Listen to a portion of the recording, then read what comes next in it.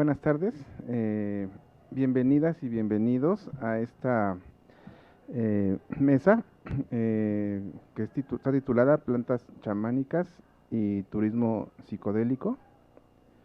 Em, Vamos a comenzar con las presentaciones y para ello tenemos primero la ponencia de la doctora Diana Negrín de Silva.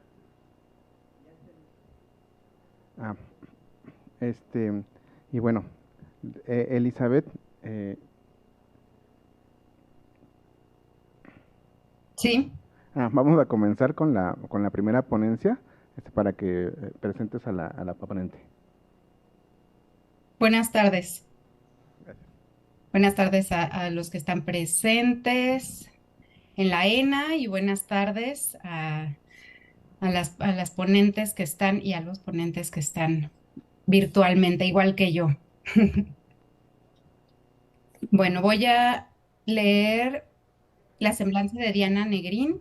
Ella es doctora en geografía y licenciada en estudios latinoamericanos y letras por la Universidad de California, Berkeley. Sus investigaciones incorporan un enfoque interdisciplinario y transnacional, que incluye estudios sobre temas de raza y etnicidad, de colonialidad, ecología y movimientos sociales. Actualmente es profesora en los departamentos de Geografía y Estudios de Etnicidad en la Universidad de California, Berkeley, y desde el 2013 participa como docente y asesora de maestría en la Universidad de San Francisco. Diana es autora de Racial Alterity, Wixárika Youth Activism, ay, perdón, es que se No me... te preocupes. And the Right of the Mexican City, eh, University of Arizona Press, 2019. Y Grandes Maestros del Arte Wixárika, Secretaría de Cultura, Jalisco, Wixárika Research Center, 2019, y ha publicado varios artículos con Nexos, Chacruna y The Esperanza Project. Finalmente, codirige el Centro de Investigación Wixárika, organización no lucrativa dedicada al arte, a la cultura y proyectos agroecológicos en territorio Wixárika. Adelante, Diana, bienvenida.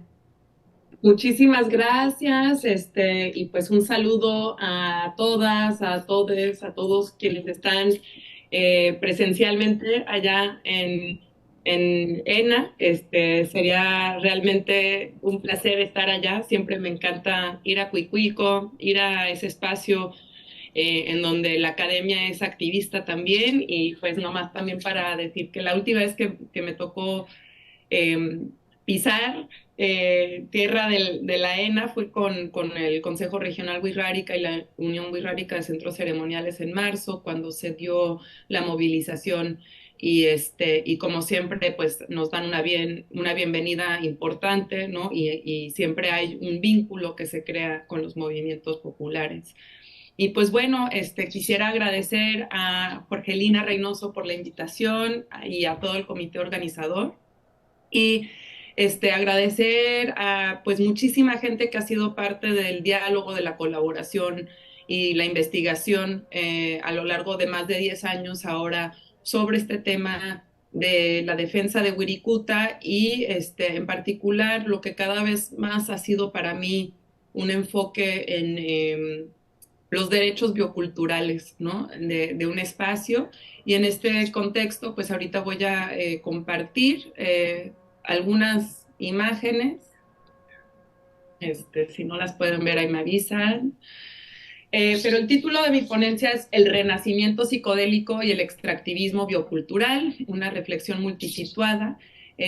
Para mí es multisituada porque es un trabajo que he estado llevando a cabo a través de pues, espacios dentro de México, dentro de California, pero también, especialmente en estos últimos años, se han dado muchos espacios virtuales en donde se debate el tema de la psicodelia, el tema de las plantas sagradas y de los derechos de diferentes comunidades en torno a estas plantas, estos seres, en algunos casos estas medicinas, ¿no?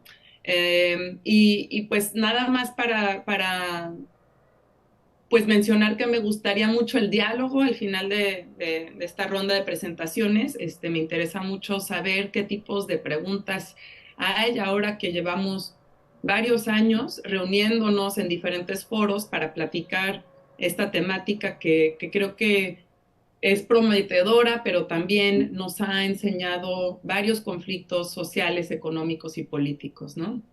Y pues en esta imagen introductoria, bueno, que más bien son cuatro, eh, pues quería incluir como algunas imágenes que para mí han sido muy importantes como parte de esta reflexión y este análisis, ¿no? De cómo es que el peyote y cómo es que otras plantas sagradas eh, se han insertado dentro de una economía, de diferentes economías de significados, diferentes practicantes, y a la hora de la hora, cuáles son las geografías que son intervenidas, ¿no? En este proceso. Entonces,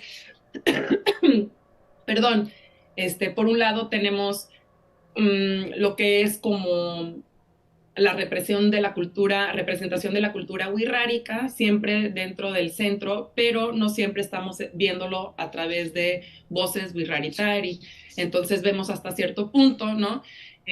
La presencia de como caricaturas o celebridades, como en el caso de Rocco Pachucote o un Rubén Albarrán, ¿no? Tenemos toda una vida que se ha dado dentro de México, en donde el peyote y la cultura wixárika han entrado a diferentes como registros culturales, y muchas veces pues lo que yo siento que sucede es que hay una apropiación, un extractivismo y hasta cierto punto una deformación. Y luego por otro lado en las otras imágenes, ¿no? Tenemos Tulum y tenemos pues un círculo que podríamos ver en varios contextos donde se dan estas ceremonias con plantas sagradas a lo largo del territorio de Abya Yala. Y pues más que nada lo que yo quiero preguntar, ¿no? Cuando hablamos del renacimiento psicodélico, ¿no? Me pregunto, pues, ¿qué es el renacimiento psicodélico? ¿Por qué lo nombramos así? ¿No? ¿O por qué se nombra así? ¿No? Con esta fuerza, ¿no? De un renacimiento. Y pues creo que es importante siempre situarlo en lo que podría ser el primer boom, ¿no? El primer renacimiento psicodélico, que está mucho más anclado a lo que fue mediados del siglo XX, ¿no? Que fue propiciado por personajes ahora muy famosos, ¿no? Como Albert Hoffman, Timothy Leary, Carlos Castaneda. Y pues para mí es importante señalar pues cuál fue el contexto de ese primer boom psicodélico, qué estaba sucediendo en el mundo, tanto en México como en otras partes del mundo, para permitir cierta apertura hacia las sustancias psicoactivas y las plantas sagradas. Y en el caso de América Latina, yo creo que es muy importante señalar que durante los años 50, 60 y 70, cuando se está dando este primer boom, este primer renacimiento, vemos una reconfiguración territorial neocolonial, ¿no? En el que en el caso de México está el Instituto Nacional Indigenista con sus proyectos coordinadores, que son una intervención importante para las comunidades, ¿no? Y eso pues lo podríamos ver en el caso Mazateco, en el caso wixárika, ¿no? Cómo es que el Estado mexicano está buscando una mayor presencia dentro de las comunidades originarias, y como parte de esa presencia, una redefinición de cuáles son las características deseables o no, ¿no? Entonces, las plantas sagradas eran un gran punto de cuestionamiento, por un lado, dentro de este periodo, pero por otro, ya se estaba abriendo, ¿no? Dentro de la antropología, otra corriente indigenista que valoraba hasta cierto punto, ¿no? La presencia de estas plantas.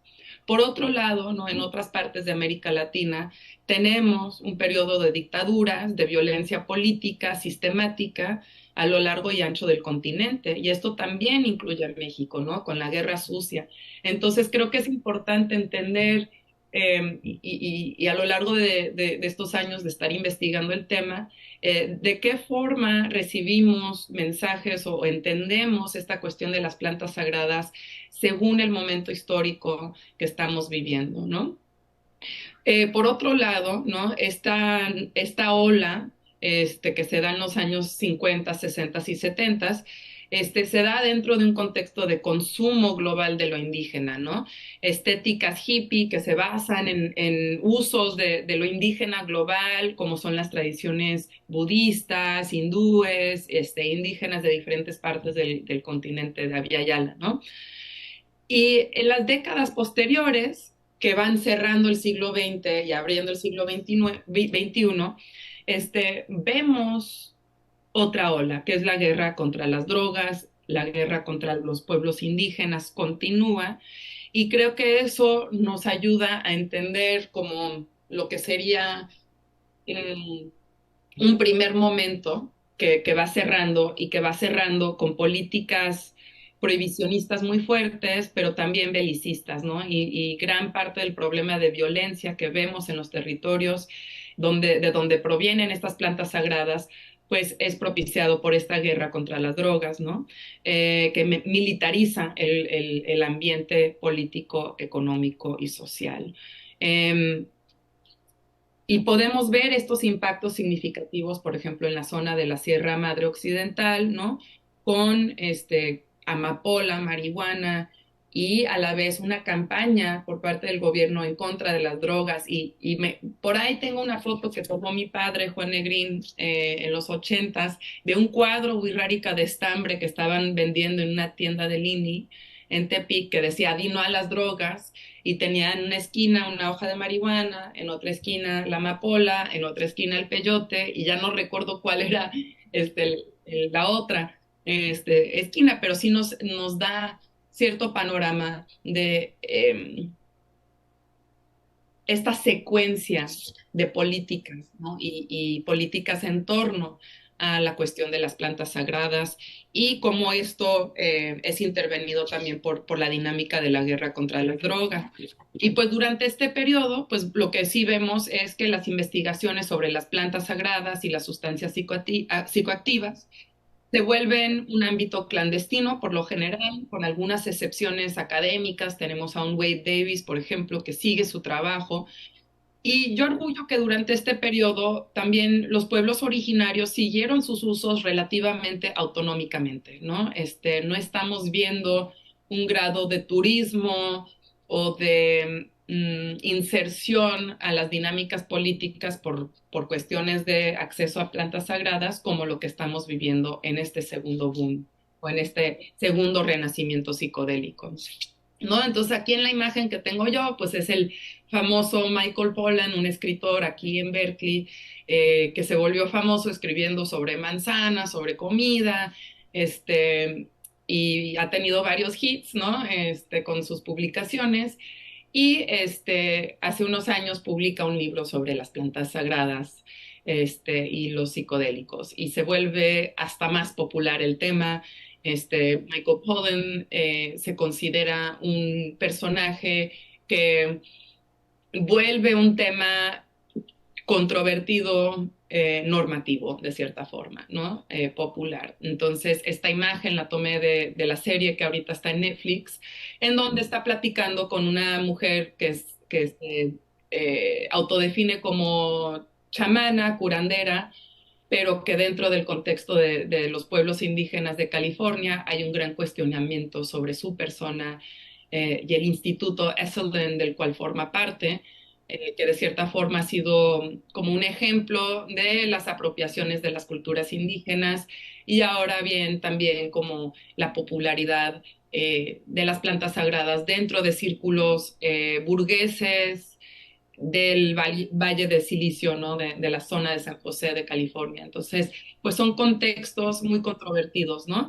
Y siento que esta segunda ola ha sido fortalecida especialmente por la apertura que se ha dado ahora en las universidades, algunas universidades de Estados Unidos y de Europa Occidental, volviendo a retomar estas investigaciones y estudios clínicos, ¿no?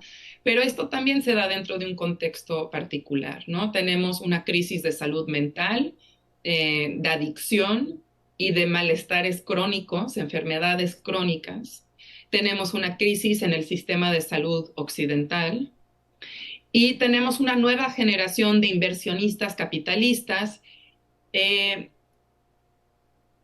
que son parte de estas culturas disque alternativas, ¿no? Que vemos en Tulum, que vemos en Ibiza, en donde la criptomoneda, la burguesía de Brooklyn, la burguesía de la Ciudad de México se reúnen con experimentación y psicoactivos, con cantos, ¿no? A veces hasta contratando a músicos eh, para ser parte de esta, pues de este panorama, ¿no?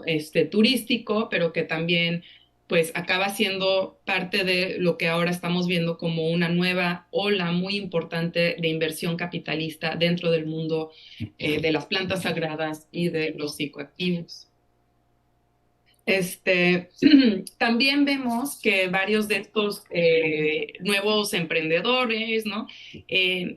No solo están participando en la cultura del renacimiento psicodélico, pero se apoyan económicamente a las investigaciones clínicas, las políticas de reforma y despenalización en diferentes partes del país, por ejemplo en Estados Unidos, pero también a nivel global, apoyan congresos y simposios y también lo que estoy investigando cada vez más es el apoyo de la adquisición de propiedades privadas para la cultivación de estas plantas. Entonces, recordemos que en América Latina tenemos nuestros propios procesos también de reforma legal y podemos ver toda una variedad desde Uruguay, donde se ha visto desde un lado estatal dramáticamente distinto al contexto mexicano, pero que nos da una idea del pleito y de los conflictos bioculturales que son parte de estos debates sobre reformas legislativas sobre el uso y la cultivación de plantas sagradas o plantas y enteógenos. Ahora, el problema para mí es que ha habido una serie de intereses particulares detrás de estas iniciativas de despenalización y no ha habido un proceso de consulta e información con las comunidades originarias que son parte céntrica de esta tradición, ¿no? De estas tradiciones. Los pueblos originarios y los pueblos campesinos que habitan las regiones donde crecen endémicamente estas plantas no han sido parte democrática de este proceso, de estas conversaciones, de la formulación ni de la toma de decisiones en torno a cómo construir lo que es, de cierta forma, este nuevo camino para la salud mental o para, a nivel cultural, usos lúdicos, por ejemplo. También creo que es importante notarse que este boom o renacimiento se da dentro del contexto de nuevas luchas indígenas por la defensa del territorio. No solo se han visto altos índices de violencia por parte de los gobiernos y del crimen organizado y narcotráfico, sino que se han visto nuevos movimientos por la recuperación del territorio, como en el Gualmapu o lo que estamos viendo en algunas partes de Estados Unidos. Por esta razón, argumento que el turismo psicodélico y el extractivismo biocultural, o sea, biológico y cultural, es una amenaza más entre muchas que ya existen. Peor aún, gran parte de este extractivismo se hace desde un discurso de valoración indigenista y ecológico, tal como hemos visto en Tulum, como un caso emblemático, o también lo podemos ver en el caso Comcac, ¿no? Donde celebridades y la economía del bufo han complicado la lucha que ya existe por derechos básicos al agua, derechos básicos a la ecología y al medio ambiente. Entonces, nomás para cerrar, pues yo ubico gran parte de mi trabajo en lo que es el territorio wixárika, que aquí vemos a través de este ojo de Dios, ¿no? Y Wirikuta, desde luego, es el lugar más emblemático, siendo que es donde crece endémicamente el peyote. Y desde el 2010 hasta ahora ha habido un panorama de conflicto, de movilización, de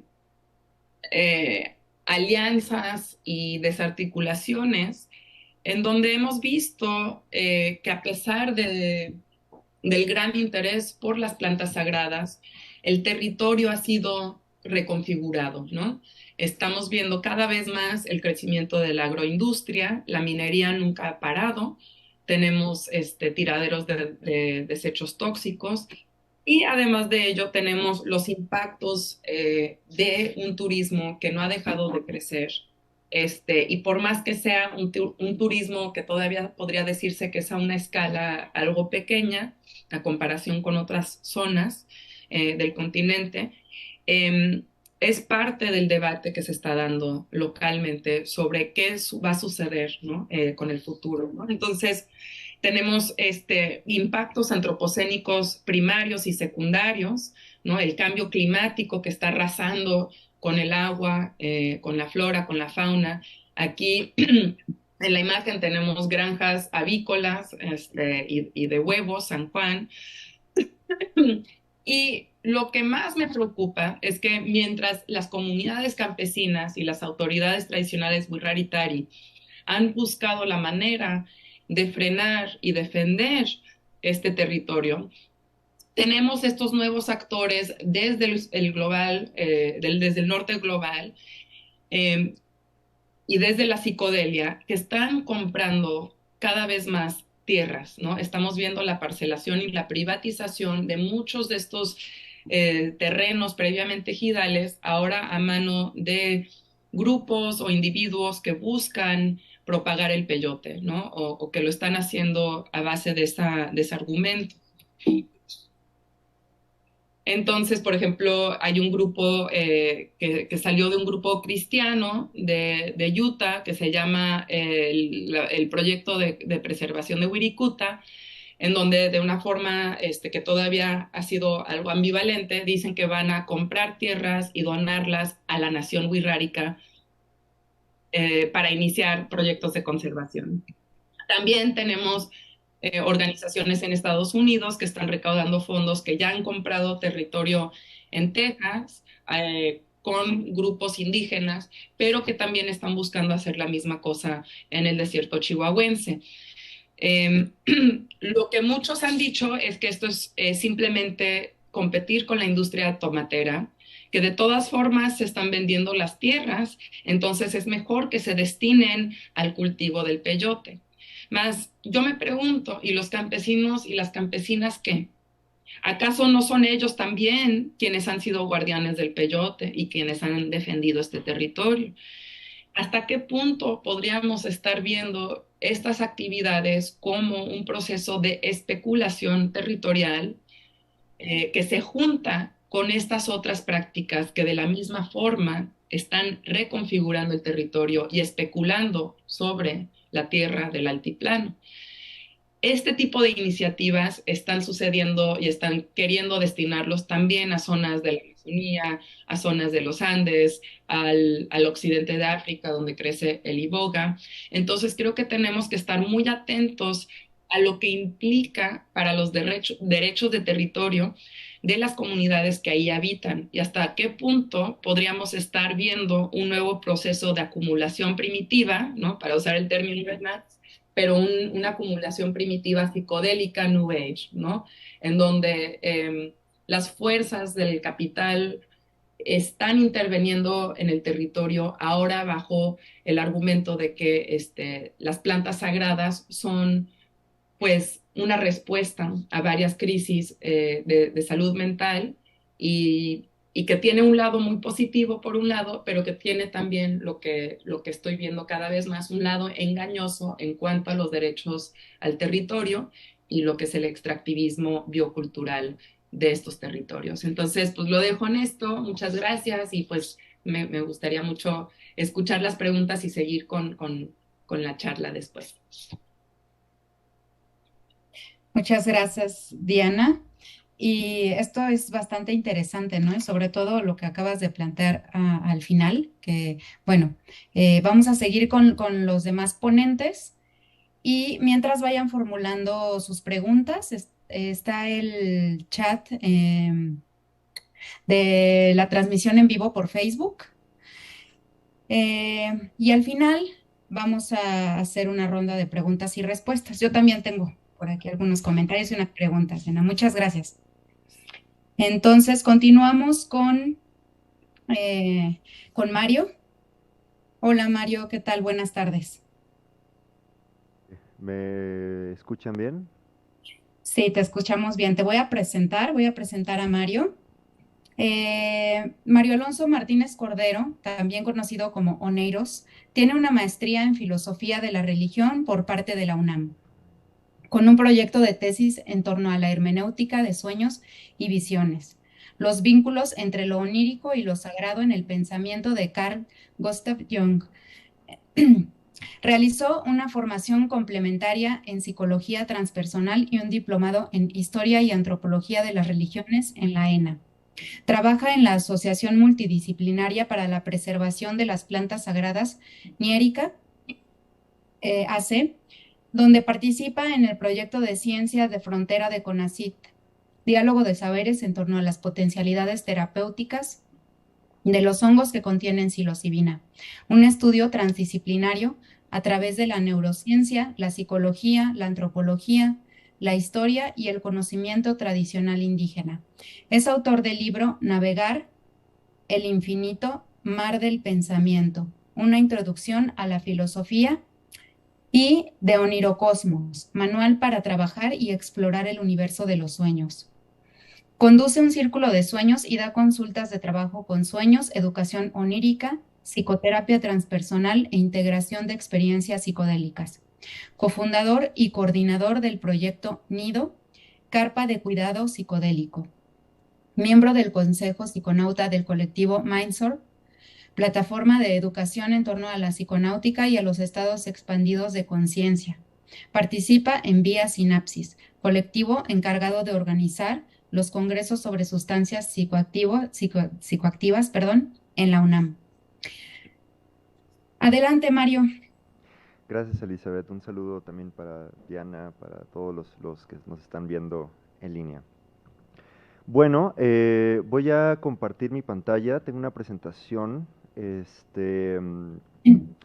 y quiero, bueno, de alguna manera se conecta lo que quiero exponer con lo que ya expuso Diana y con lo que se ha expuesto en otras ponencias. Esto con respecto a qué pasa con que las sociedades contemporáneas buscan, bueno, las sociedades modernas buscan las tradiciones antiguas, con un ímpetu, digamos, de nostalgia de lo sagrado, de búsqueda de lo ancestral, y entonces ocurre un fenómeno que es lo que conocemos, pues sí, como la apropiación cultural, como el turismo psicodélico, como la biopiratería, entre otras cosas, y todo esto con el fin de buscar un sentido de espiritualidad, de trascendencia, de ir más allá de la existencia o el mapa de la existencia que nos provee el mundo moderno. Entonces, bueno, yo soy filósofo de formación, por lo que me interesa saber cuál es la esencia de esta realidad sagrada a la que buscan pues las personas que buscan esas plantas con fines rituales, espirituales, etcétera, etcétera. Entonces, he titulado a mi charla Mística y enteógenos, emergencias de lo sagrado salvaje, que ya veremos qué es esto de lo sagrado salvaje. Bueno, no me voy a detener mucho en el tema de los mazatecos, su cosmovisión, sus rituales, sus ceremonias en torno a los hongos que consideran sagrados, y que hay toda una serie de simbolismos que permiten el acceso de los consultantes hacia el mundo sagrado. Yo, bueno, en otro momento, en otro foro, he expuesto mi idea de que el altar, al menos en la cultura mazateca, tiene como función el ser una especie de mapa de la geografía espiritual, que si tratamos de entenderlo desde terminología más contemporánea, más moderna, no sin hacer un sesgo ideológico o teórico, podemos decir que esta geografía espiritual pudiese equivaler a lo que en el mundo moderno llamaríamos el inconsciente, o el inconsciente colectivo, yo diría.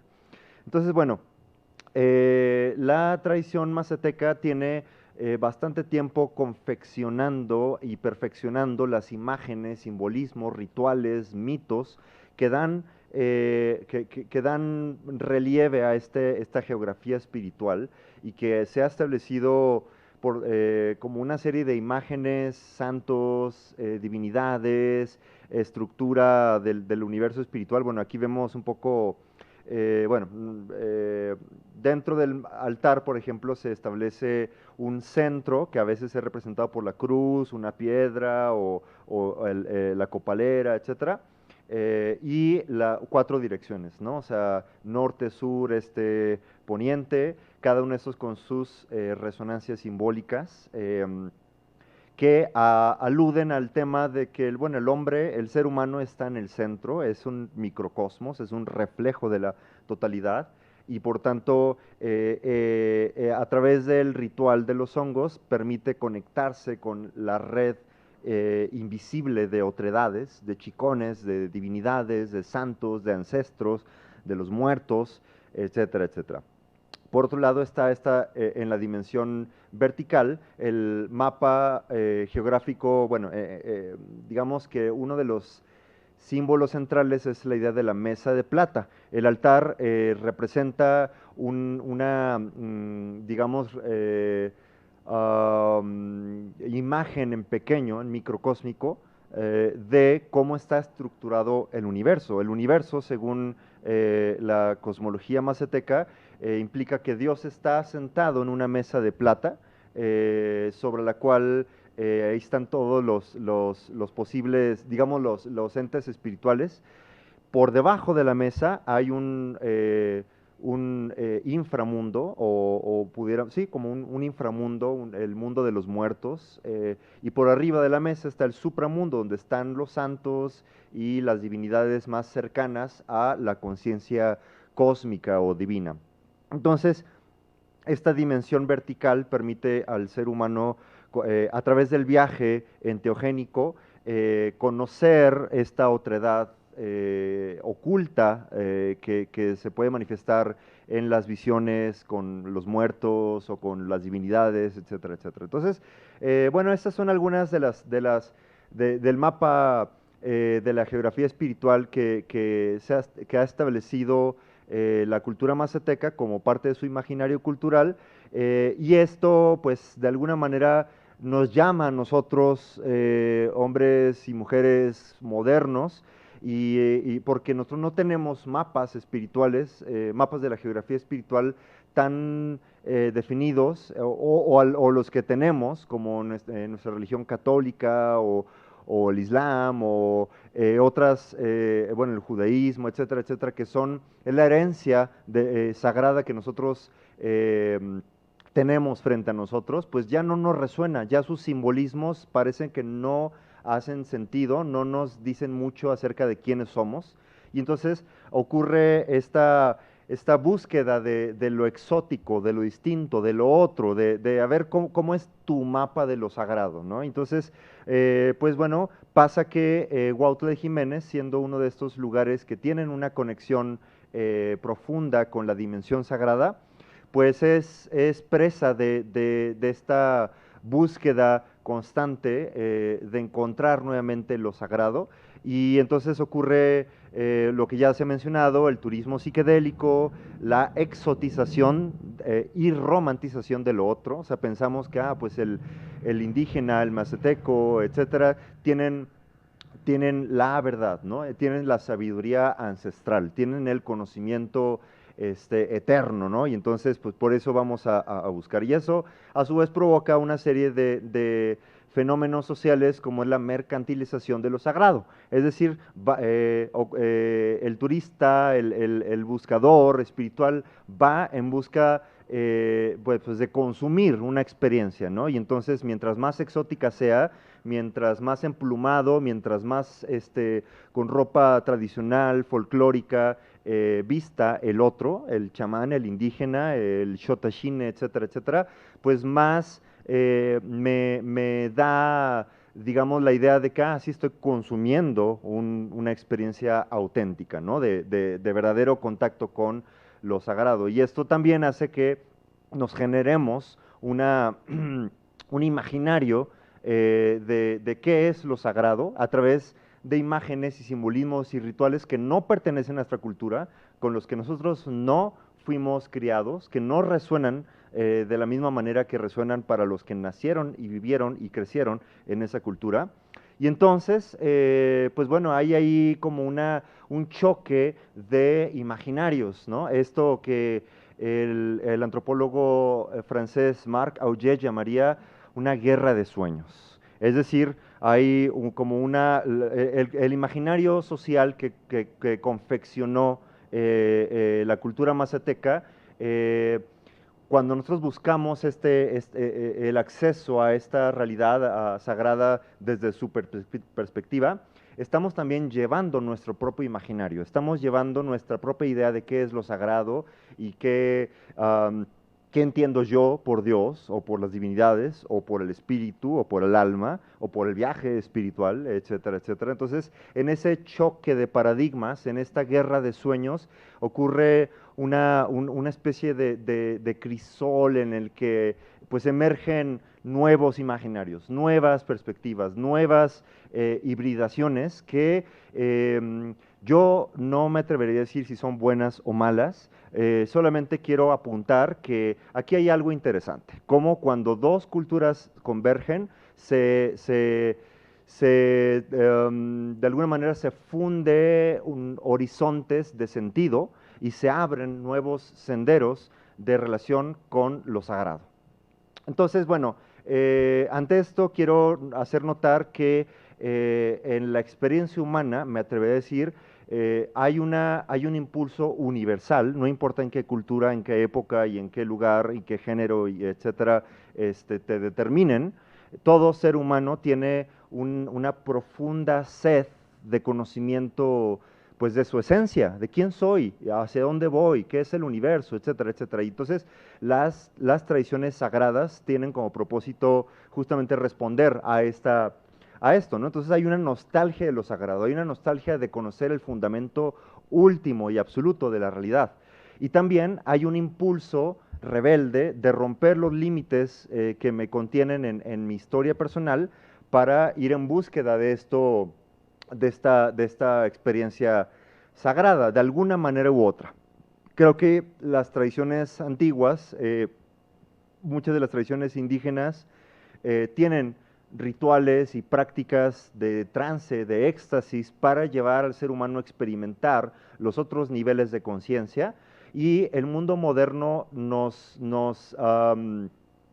extirpó este tipo de prácticas, al menos en su acepción sagrada, y entonces por eso el mundo contemporáneo, cuando conoce a través de la revolución del hippie de los 60s y todo esto, el que hay otros estados de conciencia, de que hay otras formas de experimentar la vida humana y la realidad, pues surge el tema de la libertad cognitiva. Es decir, el tema, si bien uno de los grandes movimientos que ha liderado a lo que llamamos el renacimiento psicodélico tiene que ver con la medicalización de las plantas sagradas y las sustancias psicoactivas, del cómo estas plantas y sustancias psicoactivas tienen propiedades que pueden sanar traumas y heridas psicológicas y etcétera, etcétera.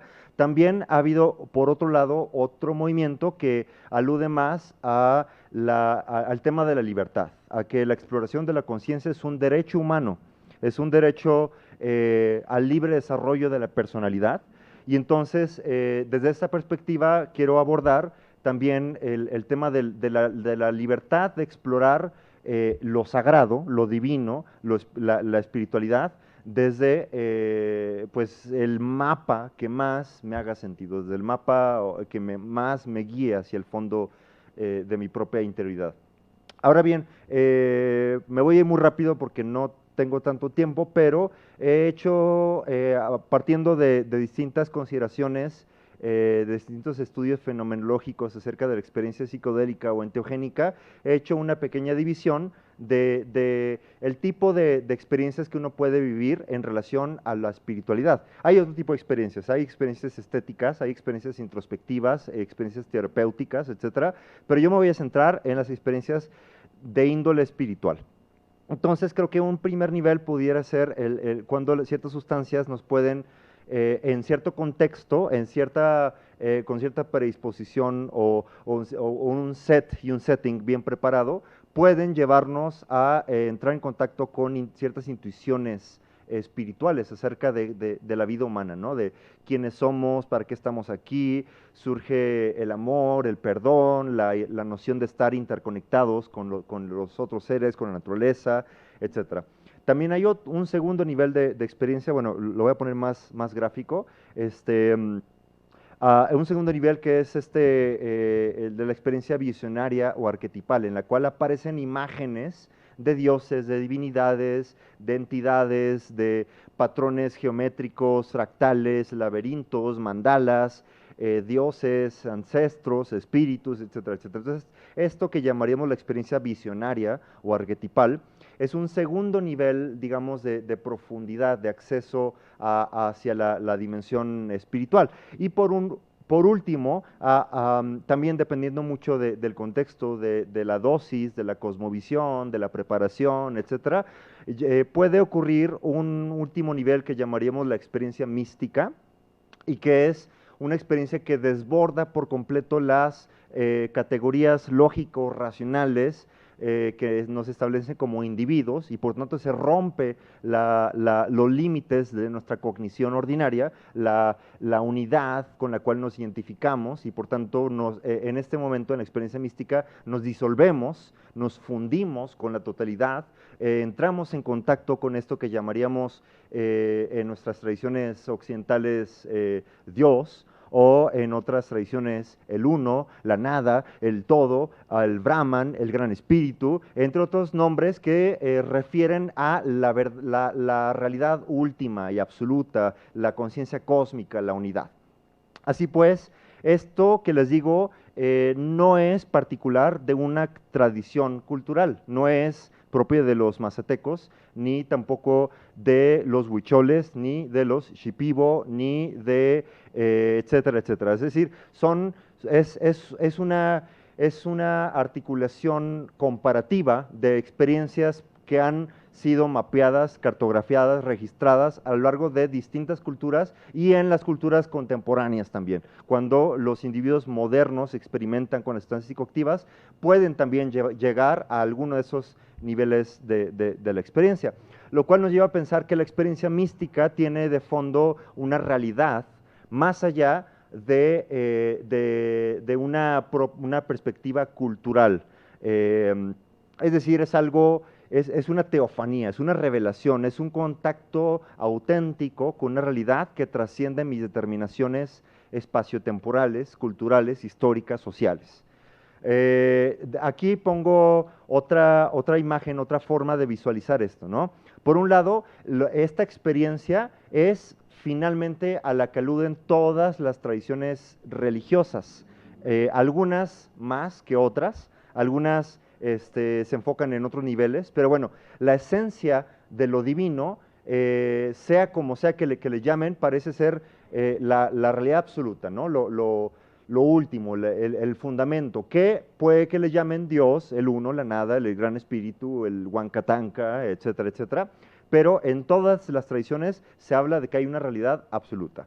Después de esta realidad absoluta, parece que está un segundo nivel que a veces se expresa como los espíritus, los ancestros, los santos, etcétera. Es como la pluralidad que se desprende de esta unidad. O en otra metáfora pensaríamos que sería el rayo de luz, es la esencia, el todo, el absoluto, el suelo del ser, y de ese rayo de luz, cuando atraviesa el prisma de la conciencia cultural, se refracta en los distintos colores que dan forma a los rostros de las distintas divinidades, del dios tal o tal, Marte, Venus, Mercurio, el Chicontecosho, la Virgen, Cristo, etcétera, etcétera. Es de alguna manera como un segundo nivel de realidad, o en términos filosóficos neoplatónicos, una segunda hipóstasis. Aquí es donde yo ubicaría la experiencia visionaria arquetipal, en la que cada cultura, en épocas distintas, tienen un acceso a lo sagrado, pero determinado por sus propias categorías culturales, por su propio imaginario social y cultural, y entonces le ponen un nombre y una forma específica de acuerdo a la idiosincrasia y la estética y la memoria colectiva de su pueblo.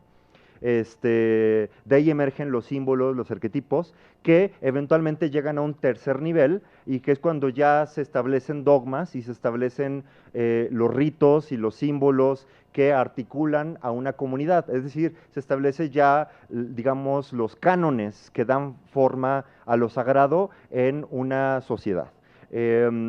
Bueno, por cierto, esta perspectiva es algo que se conoce como la filosofía perenne, el esencialismo o el universalismo, que básicamente dice que parece que hay un fondo absoluto de realidad que es transhistórico, es eterno,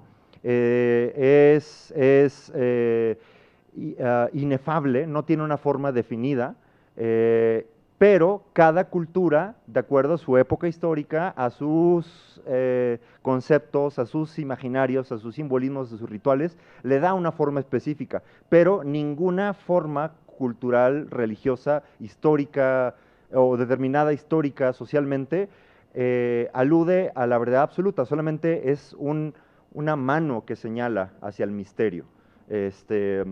Entonces, bueno, de alguna manera estamos aquí articulando la idea de que hay una unidad inefable, ahistórica, atemporal, aespacial, que está recubierta por una pluralidad de perspectivas o de simbolismos propios de cada cultura.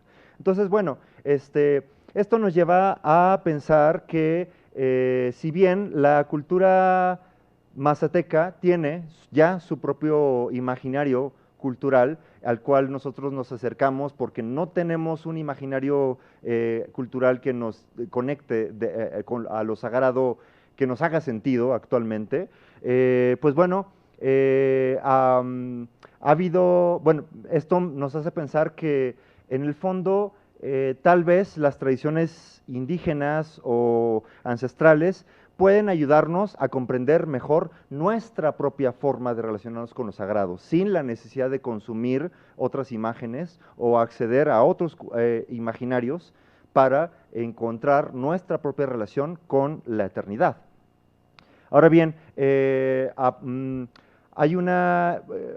bueno, este filósofo francés, Henri Bergson, nos habla justamente de que lo sagrado se manifiesta de distintas maneras.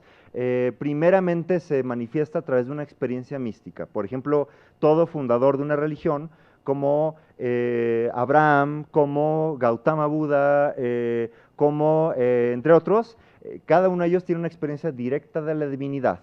Posteriormente la comunica y hay una sociedad que le da forma, lo ordena, lo conceptualiza, lo estandariza y entonces ya se comparte una visión de lo sagrado de acuerdo a la socialización de estos simbolismos y rituales.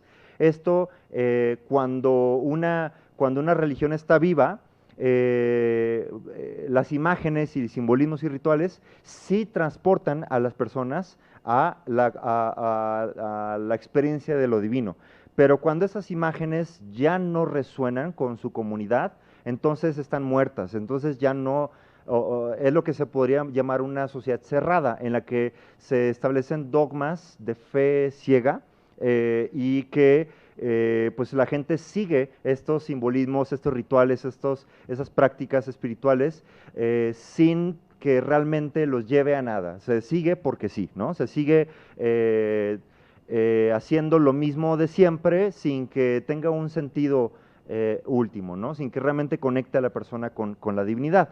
En cambio dice, dice Bergson que cuando esto ocurre, nuevamente aparece el instinto en algunos seres humanos muy sensibles de buscar nuevamente el contacto directo con la humanidad, es decir, buscar la experiencia mística, buscar el contacto íntimo con el fundamento absoluto, y aparecen nuevas revelaciones, nuevas imágenes, nuevos símbolos para conectarse con la divinidad.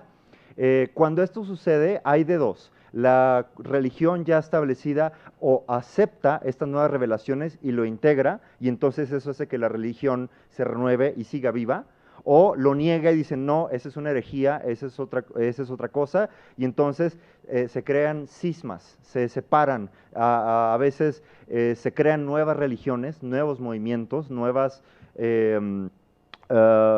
cosas, nuevas perspectivas religiosas que desde la ortodoxia son llamadas,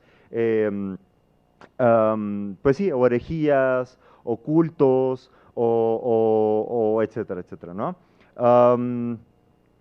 Bueno, el antropólogo Roger Bastide también nos habla de un concepto muy interesante, que es esta idea de lo sagrado salvaje. Es decir, cuando una sociedad ya perdió el contacto íntimo con la dimensión sagrada, que era facilitada a través de las imágenes, de los símbolos, de los rituales, etcétera, etcétera, entonces empiezan a surgir tensiones, empiezan a surgir impulsos de rebeldía, empiezan a surgir impulsos de choque contra la autoridad, de cuestionamiento, de revolución, de lucha contracultural, y porque se está queriendo romper la sociedad cerrada, los simbolismos muertos, huecos, para que emerja nuevamente la vida, que emerja nuevamente este fondo transracional que conecta al ser humano con la dimensión sagrada.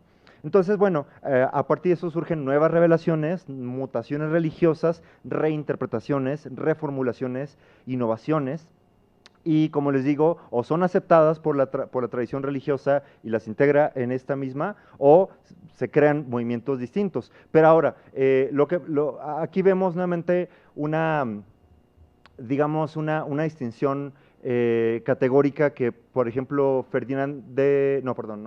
Saussure, Claude Lévi-Strauss hablaba de sociedades frías y sociedades calientes, es decir, sociedades que piensan o que se conciben a sí mismos como atemporales, como que ya están cerradas, ya no hay necesidad de cambio, ya tienen contacto con la eternidad y así permanece, y sociedades que están en constante cambio, que están constantemente transformándose, renovándose, etcétera, etcétera. Nuestra sociedad moderna podría categorizarse como una sociedad caliente, porque está en constante movimiento, en constante progreso, etcétera, etcétera. Esto, de alguna manera, sí nos ha llevado a encontrar nuevas tecnologías, cambios sociales, etcétera, etcétera, que enriquecen nuestra conciencia humana, pero también nos desconecta de este fondo atemporal, sagrado, que caracteriza a las sociedades cerradas. Cuando lo sagrado salvaje emerge con una fuerza disruptiva y rebelde. Y si se sigue rompiendo y rompiendo y rompiendo, si siguen en movimiento de renovación y renovación y renovación, sucede que entonces pierde el contacto con este suelo atemporal. Y entonces ya no, es una cuestión como de pura innovación que hace que nos perdamos también de este otro elemento atemporal y ahistórico. Entonces, bueno, a este momento quiero hablar de cómo dentro de la misma sociedad mazateca existen nuevos impulsos de renovación de imaginarios de lo sagrado. Vemos aquí algunas imágenes de un pintor mazateco, René Alvarado, que pues justamente él al estudiar las tradiciones chamánicas de su pueblo, pero desde una formación más contemporánea, que él conoce el arte visionario, Alex Gray, la New Age, los movimientos religiosos nuevos, el hinduismo, el budismo, etcétera, etcétera, pues trae nuevas imágenes que a su vez pues genera nuevas formas de vincularse con lo sagrado. Esto, por supuesto, hay desde quienes rechazan lo nuevo, y entonces se crean cismas, se crean diferentes interpretaciones, y hay quienes lo aceptan. Entonces, yo me pregunto, bueno, perdón, antes de esto, quiero mencionar que cómo opera esta renovación de lo sagrado. Bueno, Marc Augé habla del triple influjo del imaginario. Hay tres, digámoslo así, instancias de la conciencia colectiva, que uno es la individual, el imaginario individual, que son los sueños, las visiones, que son imágenes que tú como individuo vives de manera subjetiva, personal, pero que a su vez están influidas por el imaginario cultural, que tiene que ver con los mitos, con los ritos sociales, los simbolismos, tanto en culturas tradicionales como en las modernas. El imaginario cultural moderno tiene que ver, por ejemplo, con las películas, con las series, con, este, con todas las imágenes que recibimos de, el mundo sociocultural, ¿no? O sea, nuestro mito, por ejemplo, de la diosa de la belleza, que en la cultura antigua era Venus, ahora, pues no sé, puede ser, no sé, Britney Spears, ¿no? O Madonna, o sea, son los imaginarios que tenemos de ciertos arquetipos. A su vez, bueno, el imaginario cultural ya está de alguna manera como establecido como una especie de canon, pero la tercera instancia es el imaginario ficcional, que articulan los artistas, los poetas, los literatos, o yo diría también los escritores de guiones, de series y de películas, y que entonces articulan nuevas formas de entender los viejos imaginarios, los viejos símbolos, los viejos arquetipos, y entonces hay un triple influjo, ¿no? La ficción eventualmente es absorbida por los mitos culturales que a su vez influyen en el imaginario individual que sueña y que transforma su subjetividad y que puede a su vez inspirarse para crear nuevas ficciones, ¿no? Y entonces es un influjo de triple retroalimentación que según Marc Auger, hay culturas que hacen mayor énfasis en el imaginario cultural y dicen, no, los mitos son eternos, son inamovibles, no los cambias, ¿no? Siempre han sido así siempre, y siempre serán.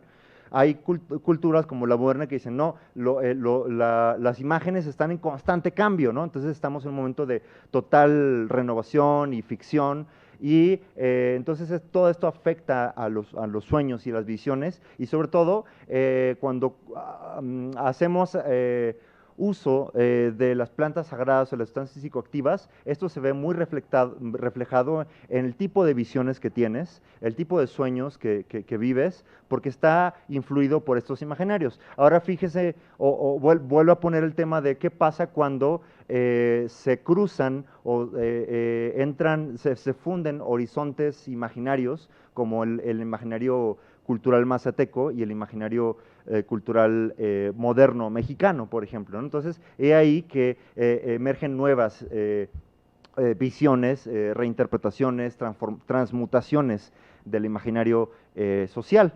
Y entonces, bueno, a partir de esto quiero hablar de cómo entre la tradición y la innovación emerge lo sagrado salvaje, lo sagrado que no está domesticado, que no está cerrado, y tenemos de dos. O seguimos creando con impulso rebelde y cada vez renovando y renovando, o buscamos articular lo ancestral, lo antiguo, los imaginarios que ya creamos con los nuevos, ¿no? Para darle una vida más dinámica. Ahora bien, con respecto a esto, quiero hablar también de cómo estos impulsos de lo sagrado salvaje han creado que en el mundo contemporáneo nuevas interpretaciones de lo sagrado, nuevas interpretaciones de la divinidad, y sin juicios de valor, solamente quiero decir, bueno, ¿cuáles son los nuevos imaginarios de la divinidad, de lo sagrado, etcétera, etcétera? Bueno, por ejemplo, están el neochamanismo, o sea, que toman elementos de culturas ancestrales para renovarlas con nuevas visiones y meten elementos del yoga y tanto no sé, un temazcal en el que se habla de los chakras y no sé qué, etcétera. Bueno, están los imaginarios del New Age, de la Wicca, de la física cuántica, las canalizaciones, los extraterrestres, el telema, la magia del caos. Yo diría también los raves, el arte visionario y la cultura psicodélica son también nuevas formas de entender lo sagrado, aunque no se ha entendido verdaderamente qué es eso. Nuevas metáforas como la Matrix para hablar del universo espiritual, la realidad virtual, el metaverso, y yo diría también los festivales transformacionales como el Burning Man, el Boom, entre otros. Así pues, creo que el mundo contemporáneo tiene una gran labor, bueno, para mí el arte visionario tiene una gran labor de renovar las imágenes con las cuales nos articulamos con lo sagrado, con las cuales nos religamos con la eternidad, y eso creo que está generando cada vez más un movimiento más cohesionado, más armónico, en el que emergen pues festivales transformales como esto, como el Burning Man, en el que es cada vez más claro que se está concibiendo una nueva idea de quiénes somos como humanidad y cómo como comunidad podemos crear rituales modernos. El Burning Man es totalmente una especie de ceremonia global, ritual, que bien tiene muchos niveles, puede ser entendido en términos políticos, sociales, económicos, etcétera, etcétera, pero al menos hay una dimensión que claramente se articula con una forma de espiritualidad electrónica, es decir, una nueva manera de concebir lo sagrado y que pues me lleva a pensar en este contexto, en este mundo en el que estamos rodeados de tecnologías, de comunicación, redes masivas de articulación de culturas e individualidades, de realidades virtuales, expediciones espaciales, física cuántica, robótica, cultura psiquedélica, etcétera, etcétera, etcétera, ¿por qué acudimos a otros imaginarios de lo sagrado? ¿Y cómo podemos nosotros, como sociedad moderna, repensar nuestro contacto, nuestra relación con la divinidad? Muchas gracias.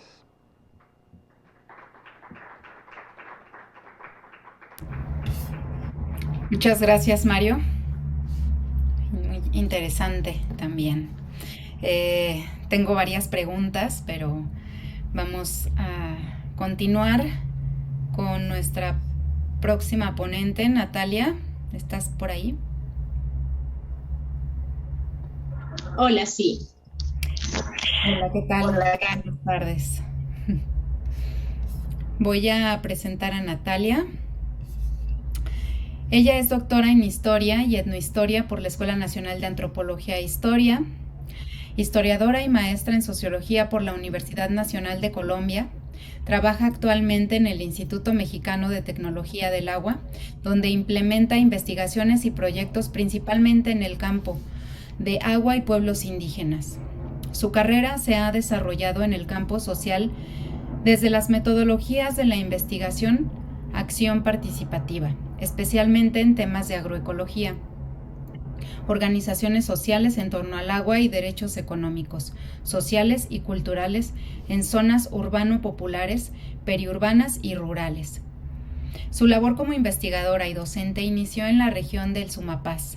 Estuvo vinculada con la Secretaría de Integración Social, la Defensoría del Pueblo, la Universidad Nacional de Colombia, la Universidad de La Sabana, la Universidad Nacional Abierta y a Distancia, Razón Pública, Siembra, Familia de la Tierra, ENDA, América Latina, entre otras instituciones y organizaciones. También ha contribuido con narrativas e investigación a las obras Locura Suspendida, Iztaccíhuatl, Jalametic, Cosmodify Me, Down is Up, Omnitóxica, The Land Whispers y House of Desaparecidos.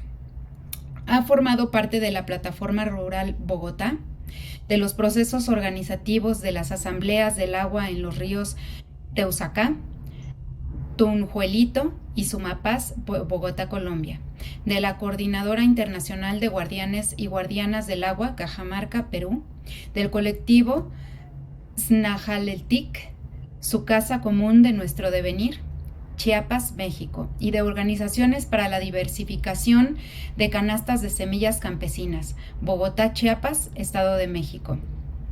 Ha publicado, entre otros, Cultivamos la Palabra, Cosmovisión y Defensa del Agua por los Tzotziles y los Tzeltales en los Altos de Chiapas, Atata, Ensayo sobre Reciprocidad, Jalametic, Sahatzul, perdón mi pronunciación porque es un poco complicado, y Me-Atzam, Señoras del Agua Dulce, salada del agua dulce salada entre tzotziles y tzeltales de los Altos de Chiapas, y la valoración del agua desde la diversidad cultural.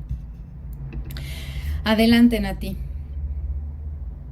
Bueno, pues, ¿me escuchan bien? Sí.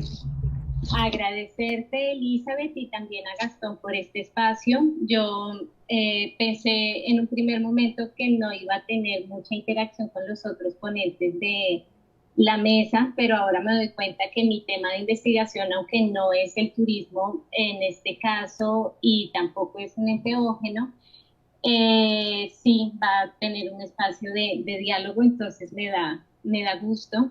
Y bueno, comienzo con mi ponencia. El nombre es Paradojas del neoliberalismo en la prohibición de las plantas sagradas andinas y es producto de una investigación que realicé para la obra Omnitóxica en el año 2019, que fue dirigida por Paula Chávez y financiada por House for Performance y el Teatro de Rotterdam. Entonces lo que hicimos fue una revisión de fuentes secundarias y realicé entrevistas con varias personas de origen quechua, aymara, muisca en Colombia y Perú fundamentalmente. Fueron entrevistas telefónicas en medio de la pandemia también, y trato de caracterizar algunas ideas sobre lo que llamo el complejo coca-cocaína. Entonces, bueno, el interés sobre este complejo está en el proceso histórico y social a través del cual la guerra y las prácticas económicas capitalistas han servido para consolidar actores hegemónicos en el llamado norte global, que sobreexplotan la coca, a su vez que implementan estrategias de persecución y criminalización sobre la misma, afectando a indígenas, campesinos y ciudadanos originarios que cultivan o mascan, chachan las hojas como parte de sus prácticas culturales. Estos actores han sido falsamente responsabilizados por un patrón de violencia ajeno a ellos y al sentido que sus cosmovisiones atribuyen a la planta, cuya entidad luminosa es considerada abuela sabia y guía en la búsqueda práctica de una forma adecuada de vivir. Consideramos que esta doble afectación de explotados y perseguidos forma parte de lo que define Sayak Valencia como capitalismo gore, la dimensión sistemática, descontrolada y contradictoria del proyecto neoliberal en el contexto de la bionecropolítica. Interpretamos que la violencia del tráfico de cocaína y la lucha antidrogas son funcionales para el control sistémico o sistemáticos de poblaciones en el sur global. Perdón. Además, es, digamos, del interés de la obra como subrayar las diferencias entre la coca y la cocaína, pero también trascender el estigma que sobre ellas se ha construido, ya que son sustancias que operan a través de dos lógicas, sustentando diferentes formas de vivir, por lo que se invita a reconocer en la hoja de coca un eje de ritualidad, memoria, sabiduría, nutrición y medicina de las culturas andinas y amazónicas, y a comprender que la cocaína es una sustancia que también contribuyó y que sigue contribuyendo en el desarrollo de la medicina anestésica. Entonces, de acuerdo con el artículo de Ariadna Baulenas de 2022, hay evidencia del consumo de hojas de coca que vienen de los arbustos del género Erythrosylum en culturas tan antiguas como la de Las Vegas, en Ecuador, que se data más o menos entre el año 8850 y el 4650 a.C. En tiempos del Imperio Inca, las hojas eran restringidas, reguladas y racionadas. Estaban presentes en las formas de trabajo e intercambio para mutuo beneficio denominadas en quechua minga, forma de trabajo agrícola comunal y cooperativo en tierras compartidas, y aini, sistemas de reciprocidad interindividual. La misma autora afirma que a partir del siglo XIII esta planta alcanza una significación fundamentalmente religiosa y socioeconómica. Entonces, Carlos Gutiérrez Noriega, en 1944, en su libro Extirpación de la idolatría en el Perú, que se publica originalmente en 1621, dice: la coca es también originaria ofrenda, unas veces de las que ellos crían o compran, y la más cogida de las chácaras que llaman de las huacas, que para este efecto cultivan y labran de comunidad cerca de Cajamarquilla. Había 14 chacras de coca que eran de todas las huacas de los pueblos de la sierra y tienen los indios que las guardan y cogen la coca y la llevan a los ministros de las huacas a sus tiempos, porque es universal ofrenda de todas las huacas y en todas las ocasiones. Estas chácaras se mandaron quemar todas. Finalmente, cita las contribuciones a la historia, civilización y lingüística del antiguo Perú y dice: cuando había falta de temporales, solían pedir ayuda a las huacas, al sol, a la luna y a las estrellas, llorando y ofreciendo sacrificios de cebo, coca y todo lo demás que para lo susodicho usaban. Durante la colonización, los españoles explotaron la hoja de coca aprovechando sus propiedades para aumentar la productividad de los indígenas, sometidos a condiciones laborales que incluían largos viajes, tareas peligrosas y confinamiento. El consumo de coca se generalizó debido a la costumbre colonial de dar raciones a los mineros y a los campesinos.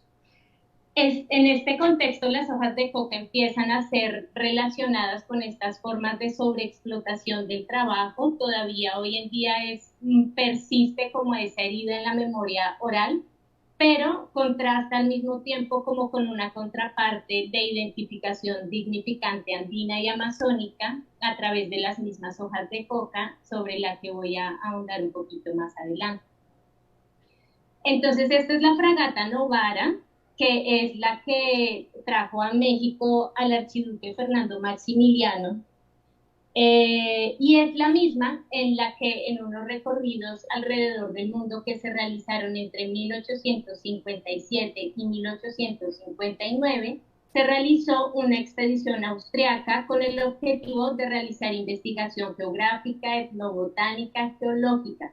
Allí el científico natural que tenemos en pantalla, que es Karl Ritten von Schreitzer, recolectó las hojas de coca en Sudamérica y las lleva a Albert Newman en la Universidad de Göttingen, quien aísla la cocaína por primera vez.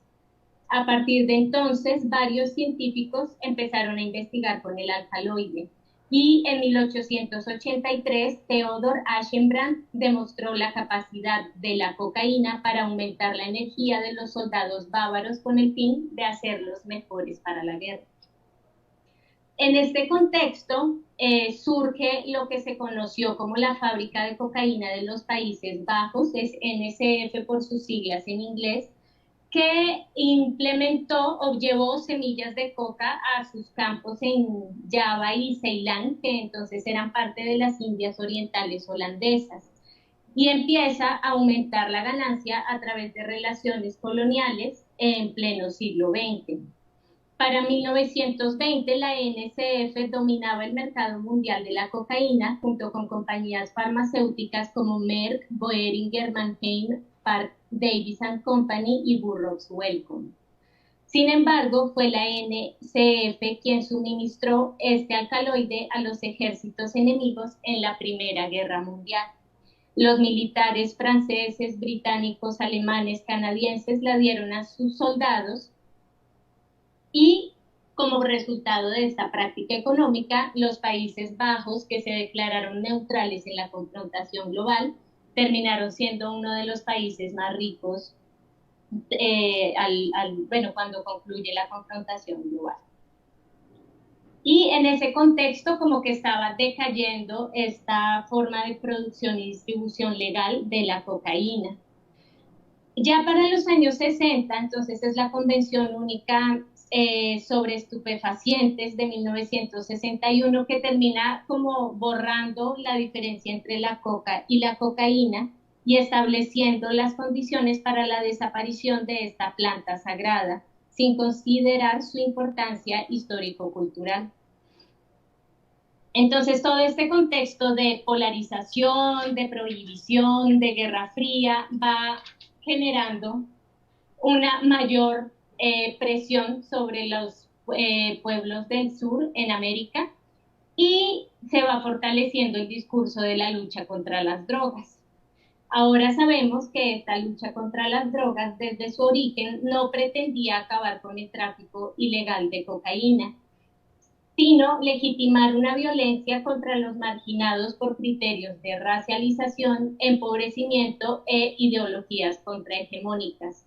Entonces aquí citamos a John Ehrlichman, que era jefe de política interior del expresidente Nixon y que en 1994 hace una declaración en la que expresa: sabíamos que no podíamos hacer ilegal estar en contra de la guerra o ser negro, pero haciendo que el público asociara a los hippies con la marihuana y a los negros con la heroína y luego criminalizando a ambos severamente, podíamos perturbar estas comunidades. Sabíamos que estábamos mintiendo sobre las drogas, y él dice, por supuesto. La influencia de la política prohibicionista de los Estados Unidos fue múltiple en los países de las regiones andina y amazónica. Primero, entre muchas otras cosas, se intensificó el control sobre sus cultivos en beneficio de monopolios farmacéuticos y de la Coca-Cola.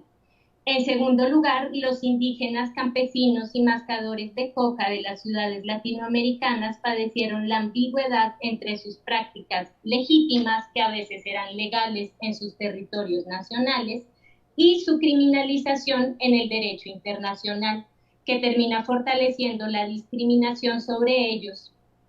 En tercer lugar, la producción de la cocaína entró en Colombia en un escenario ideal para su condición de ilegalidad. El conflicto armado, el 41.2% de la población nacional vive en pobreza, ausencia de un Estado que reconoce los derechos humanos y tenga presencia con políticas de bienestar en los territorios alejados, monopolización violenta de extensas tierras en pocas manos que ha conducido al desplazamiento forzado y a la concentración de poblaciones alrededor de las ciudades. Tras 5 décadas, la lucha contra las drogas ha mantenido una elevada inversión monetaria y aún mayores costos humanos. De acuerdo con Daniel Mejía y Joan Seth, los Estados Unidos han manejado un presupuesto federal para el control de drogas de alrededor de 25.5 billones de dólares en el 2015, conduciendo a encarcelamientos masivos que recaen principalmente sobre minorías étnicas, muertes extrajudiciales, la inseguridad en las comunidades asociadas con estos mercados, al tiempo que se oculta el costo social de la corrupción por la penetración del dinero ilícito en las instituciones gubernamentales.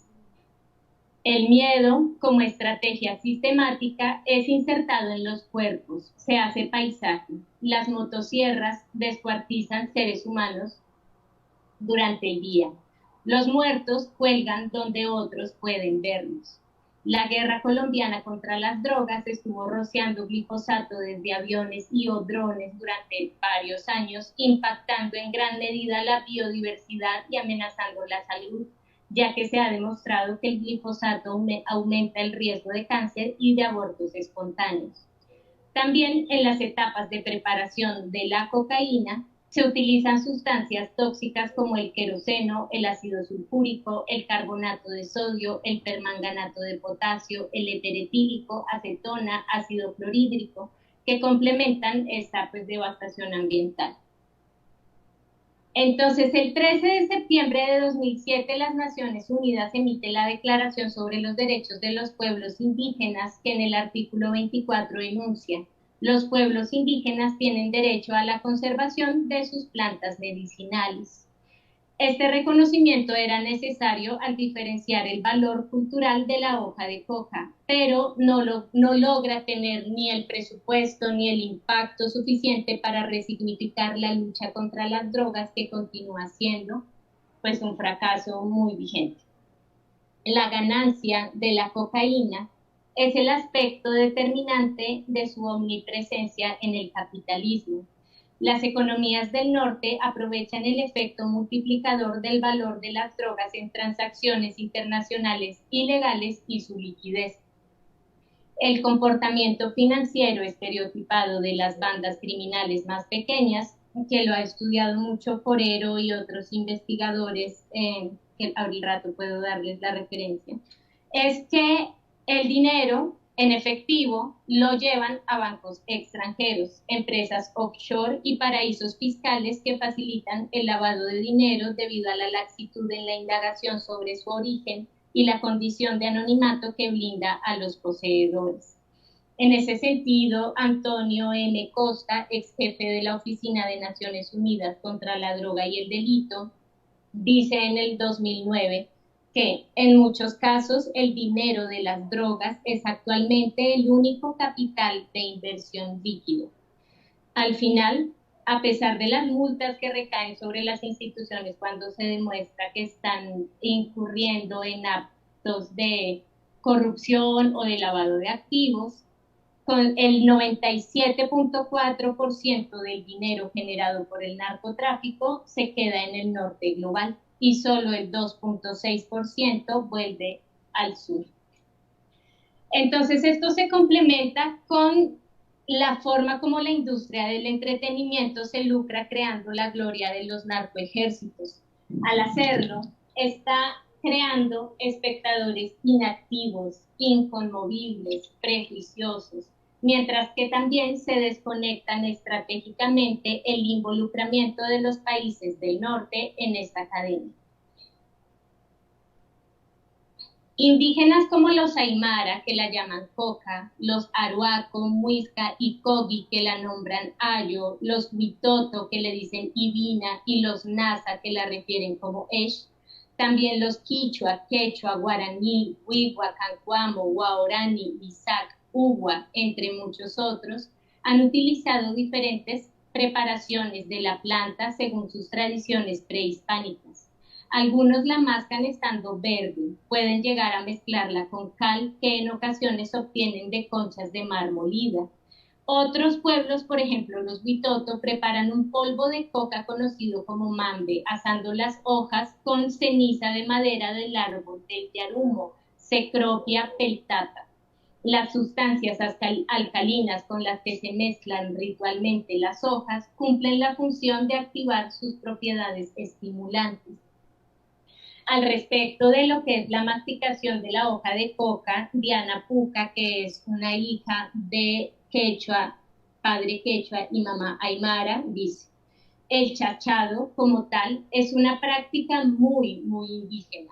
Literalmente comerte una hoja que no ha sido lavada, que no ha pasado por un proceso de industrialización, porque el occidente tiene esta obsesión por controlar el proceso pulcro de los alimentos, pero hay una dimensión en la que no es compatible con muchas de nuestras prácticas.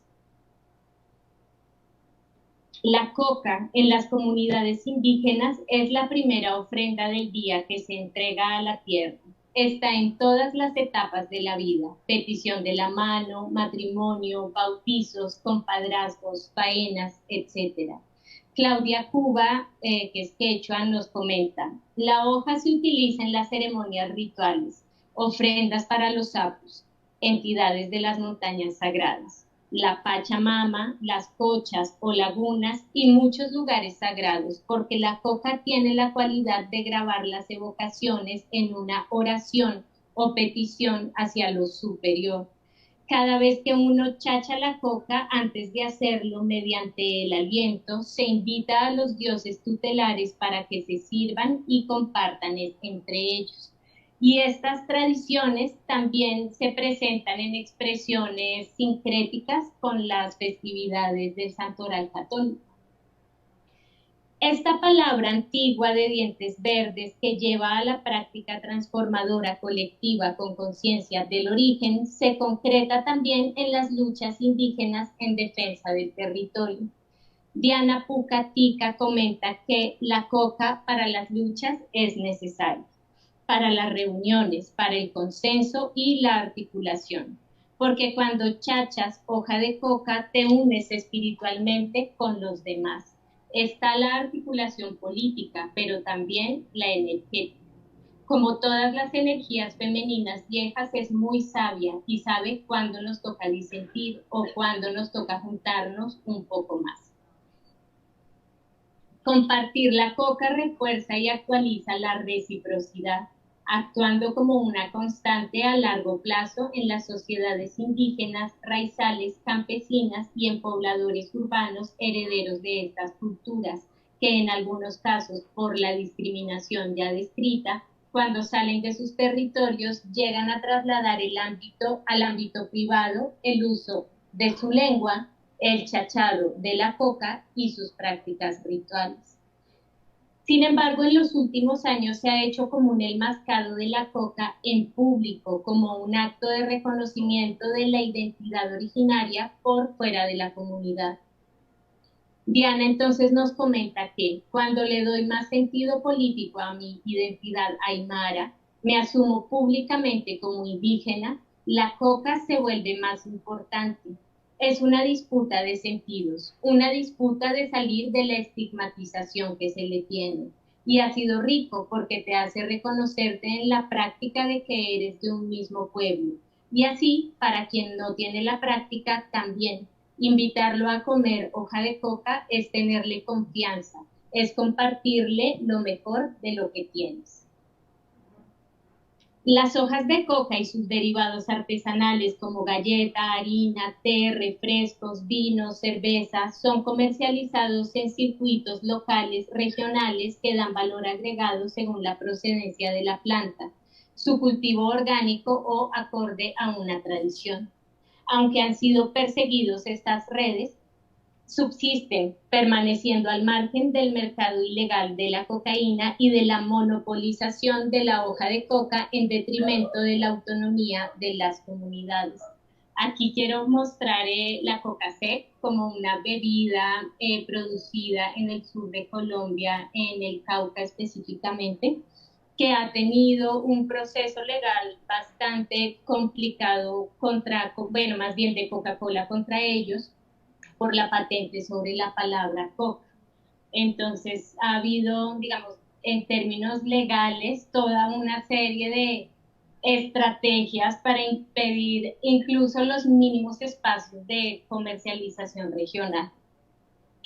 El complejo estudiado nos advierte sobre la relevancia de develar en la antropología y las artes las condiciones estructurales de desigualdad y violencia, así como la forma en que nuestros paradigmas pueden llegar a legitimarlas o evidenciarlas, transformando la noción pasiva del espectador y del investigador. El predominio creciente de la violencia narco-gore y sus consecuencias son alarma más que suficiente para la búsqueda de un cambio de matriz. Entonces aquí tratamos de permitir que los procesos sociales que estudiamos nos inspiraran en términos de la obra y de esta ponencia para tratar de ver qué podría suceder con este contexto que ya describimos. Entonces, lo que hacemos es resaltar un proceso que indígenas y afrocolombianos en el sur de Colombia están realizando a través de la minga. La misma palabra quechua para el trabajo agrícola comunal es ahora una palabra de reivindicación. Minga social para defender la vida, el territorio, la democracia, la justicia y la paz. Un movimiento regional que inició haciendo tomas de tierras, haciéndolas productivas para el bienestar colectivo, ha ido ganando importancia nacional en Colombia a través de las protestas del paro nacional de 2021, porque en el centro de la violencia narco-gore empieza a expandir una forma de justicia comunitaria basada en liderazgos no violentos. Aquí retomo las palabras de Catalina Mejía y ella dice: la Guardia Indígena es una de las más bellas expresiones de lo que la seguridad y protección significan, porque no hay armas, hay confianza, hay respeto. Eso es lo que generan en la gente. Y eso es lo que nosotros pensamos, pues, o dejamos como reflexión o como pregunta en este contexto pues de violencia generalizada, cómo podría empezar a concebirse, cómo podría empezar a trabajarse desde el reconocimiento de la autoridad y de los que cuidan el territorio. pues en relación con la palabra de la coca, que está sumamente vinculada a los procesos de defensa territorial. Con eso cierro. Muchas gracias. Espero también que podamos tener un diálogo al final. Muchas gracias, Natalia, y muchas gracias a todos los y a todas las ponentes. Bueno, también, vuelvo a recordar que si tienen algún comentario pueden escribirlo. Bueno, nuestros participantes virtuales, si tienen alguna pregunta la pueden escribir y se la hacemos llegar a nuestros ponentes. Y bueno, yo quiero comentar que sí, todas estas situaciones surgen, ¿no? A partir de las plantas sagradas, pero se vuelve bastante complicado cuando ya surgen conflictos, por ejemplo, con la tierra, como lo comentaba Diana, ¿no? Entonces me puse a pensar con lo que comentó Diana, que esta adquisición de tierras para defenderlas, entre comillas, ¿no? Y sembrar hikuri, bueno, también es, como lo comentó, como algo engañoso, ¿no? Porque también, ¿qué pasa, no? Con el cultivo del maíz, que también es súper importante y que es algo una planta sagrada que está en vínculo también con el hikuri, pero que es además la base de una buena base de la alimentación de los pueblos indígenas, ¿no? Y también de los wixárika, ¿no? Entonces,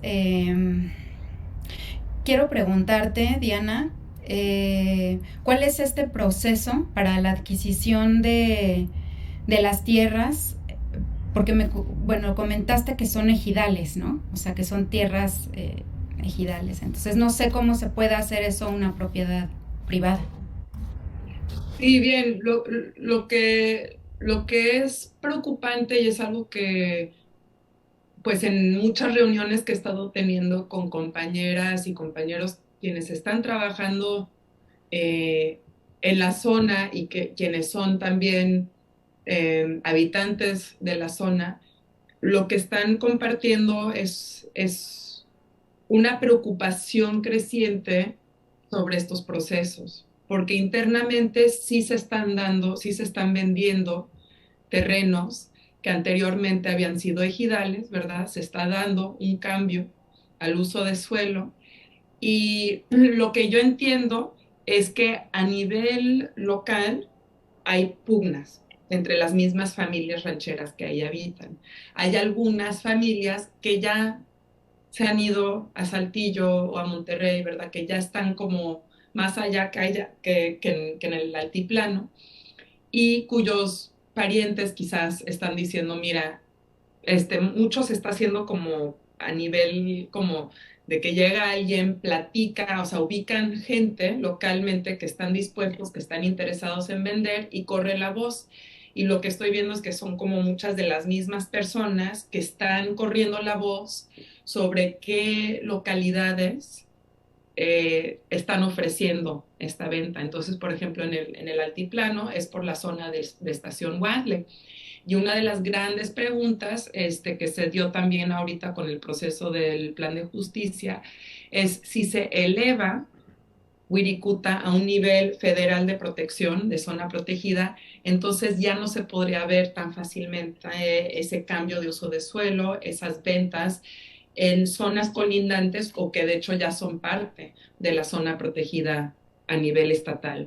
Entonces, hasta cierto punto lo que se podría decir es que lo que hay ahorita es una parcelación en la zona en donde hay tierras ejidales, tierras que ya se están vendiendo, ¿no? Y luego parcelas más grandes que ya son parte de estas empresas, sea Proan en la cuestión avícola o de diferentes empresas jitomateras, también hay empresas de pepino, de chile morrón. Entonces es como una configuración muy extraña, ¿no? En donde, por ejemplo, he sabido de gente que según eso van y rescatan peyotes que se están desmontando por las empresas tomateras y las están tratando de plantar otra vez en ya terrenos privados. Pero es un poco un juego de ajedrez y creo que lo más importante ahorita que se está escuchando como parte de las asambleas es una falta de transparencia de quiénes son los actores, de cómo se están moviendo y de una preocupación de que esto está pasando de una forma tan rápida que no hay un proceso de consulta en las mismas asambleas, tanto ejidales como del pueblo wixárika, ¿no? Que son varias comunidades, son varias asambleas, ¿no? Y uno de los proyectos que está siendo liderado por un grupo pues al parecer empezó como una organización mormona, cristiana, que luego tuvieron unos viajes psicodélicos y ahora hay como un interés, ¿no? En proteger el peyote. Y pues eso se está dando como paulatinamente, ¿no? En la plataforma que tienen en Estados Unidos dicen que ya han comprado tierra, pero que están buscando comprar más tierra y que en algún momento dado esas tierras van a ser entregadas a la nación wixárika.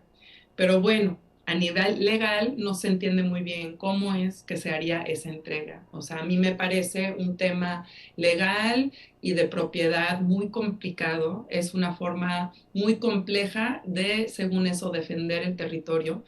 Y lo que muchos se preguntan, especialmente desde el pueblo wixárika, es si esto todo se está haciendo simplemente para tener mayor acceso al peyote a nivel internacional, ¿no?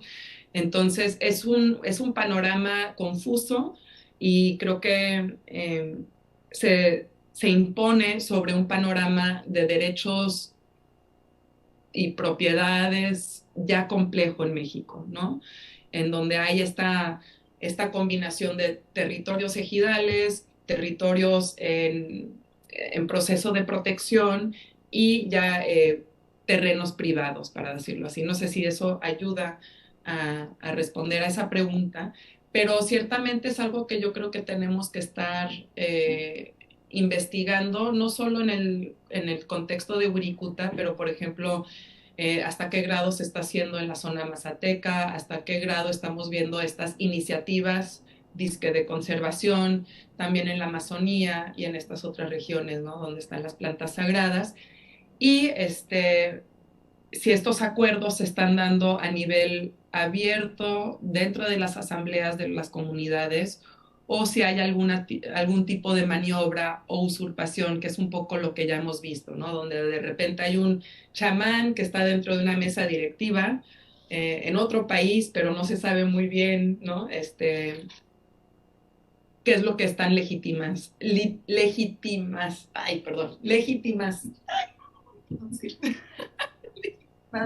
perdón, a través de esos nombramientos, ¿no? A mesas directivas y demás. Entonces, sí es lo que, o sea, cuando nombré mi ponencia una reflexión multisituada, es porque precisamente cuando vemos esto desde una geografía de varias escalas internacionales, nacionales y locales, ahí es donde creo que vemos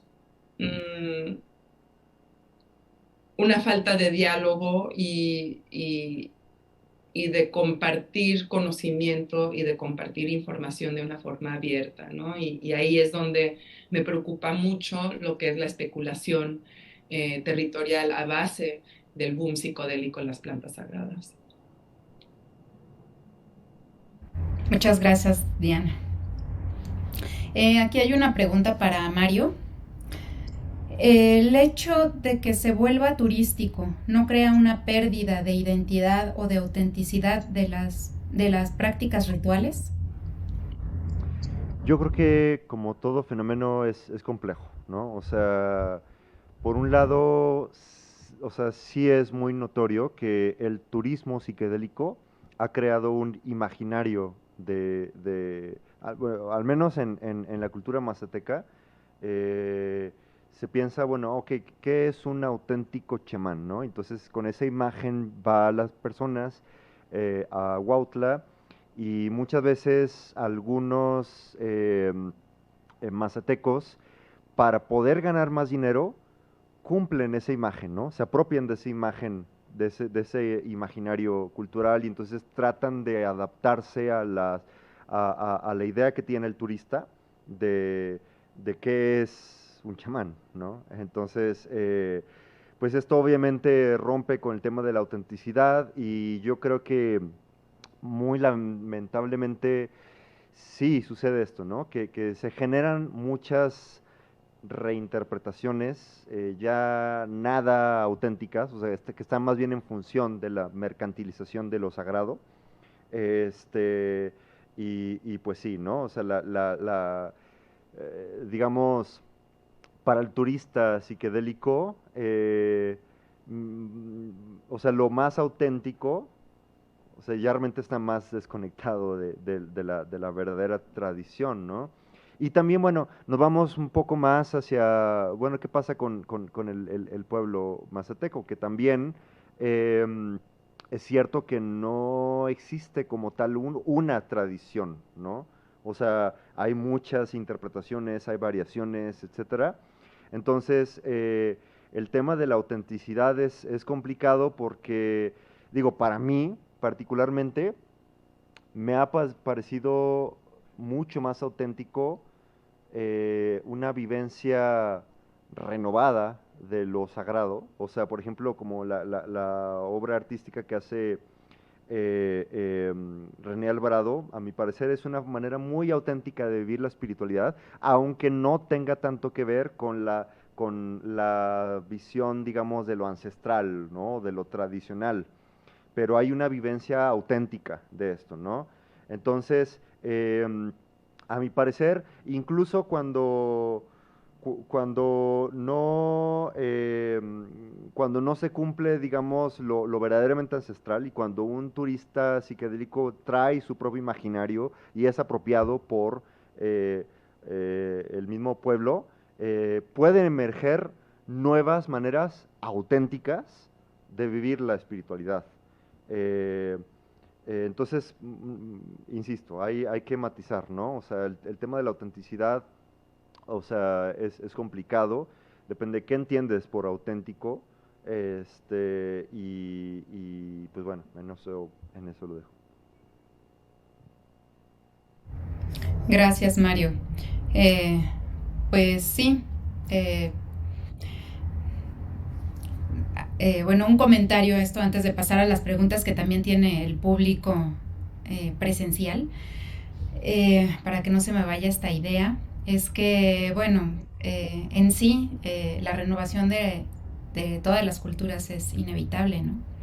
Entonces, creo que, pues sí, uno no puede decirle a cualquier persona, ¿no? Ya sea mazateco, ya sea wixárika, de cualquier cultura, no, pues es que tú no tienes que seguir estas ideas o estas tradiciones, pues si es algo que le está funcionando, es parte pues, de todo, ¿no? Así como nosotros adoptamos también cosas. Y bueno, sin más, ¿hay alguna otra pregunta del público presencial? Bueno, yo más que pregunta quería hacer un comentario, un poquito con lo que preguntan sobre que si no sería perder la identidad, pero creo que olvidamos como pues cultura mexicana que ya también tenemos otra apropiación cultural, que es pues justo como la parte de lo cristiano. Entonces, pues muy a favor de lo que nos mencionó Mario en su presentación, en cómo realmente pues al final se perdió porque ya está, bueno, para conectar con lo sagrado nosotros ya no conectamos con esa manera cristiana, y evidentemente todas las culturas indígenas ya traen toda ese sincretismo dentro. Entonces, pues creo que una de las partes nuevas de reconocer cómo estamos llegando a un nuevo sagrado, pues creo que sí es pues obviamente ir como, no sé si rompiendo, pero haciendo esos ensambles. Y a partir de ahí yo quería preguntarle a Mario, ¿cómo sugiere o cuál es su perspectiva de cómo comenzar a incluir esto sagrado salvaje o hacer estas, ¿cuál será la palabra? Como estos acuerdos entre como pues toda esta parte anterior hermética que no quiere continuar como con la evolución del símbolo y de lo sagrado, y pues estas nuevas culturas que ya están como completamente, pues como un pie más para allá que para acá, dirían por ahí, ¿no? Esa sería mi pregunta. Bueno, yo creo que o sea, a mi parecer, uno de los fenómenos que más claramente está avanzando hacia nuevas formas de relacionarse con lo sagrado es justamente en los festivales transformacionales. O sea, porque congregan un montón de cosas. Digo, tampoco digo que ya sea algo terminado o ya es una nueva religión o algo así, pero un poco para allá va porque articula dentro de sí una reunión grupal, como la reunión de la tribu, digamos, ¿no? De la comunidad. Los festivales transformacionales se asocian mucho con el arte visionario, es decir, buscan artistas que retraten las nuevas imágenes del espíritu, ¿no? De lo sagrado, de las divinidades, de la energía, etcétera, etcétera, estas nuevas formas de entender la espiritualidad. A su vez hay una serie de rituales, etcétera, etcétera. Entonces creo que todo esto es como ir tejiendo, digámoslo así, las nuevas tradiciones. Es decir, si las tradiciones sagradas de las otras culturas tienen mucho tiempo estableciéndose, bueno, creo que nos toca a nosotros como, bueno, desde este mundo interconectado, desde este mundo que ya utiliza pues la energía eléctrica y el internet y la realidad virtual y las imágenes cósmicas del espacio, etcétera, etcétera. O sea, creo que nos toca confeccionar con todo esto nuevas formas de vincularnos como sociedad y como comunidad en torno a una misma imagen de lo sagrado. Creo que ese es nuestro, digamos, nuestro talón de Aquiles, el que, o sea, sí hay una mayor capacidad de creación de imágenes y nuevos entendimientos de la divinidad, pero tenemos una gran descomposición social, ¿no? Es decir, somos herederos de una cultura que exalta al individuo y entonces no estamos tan acostumbrados a crear comunidad. Y creo que, por ejemplo, algo de lo que hace este festival transformacional del Burning Man es eso, ¿no? Es que está intentando vincular y confeccionar una forma de crear una comunidad más global, ¿no?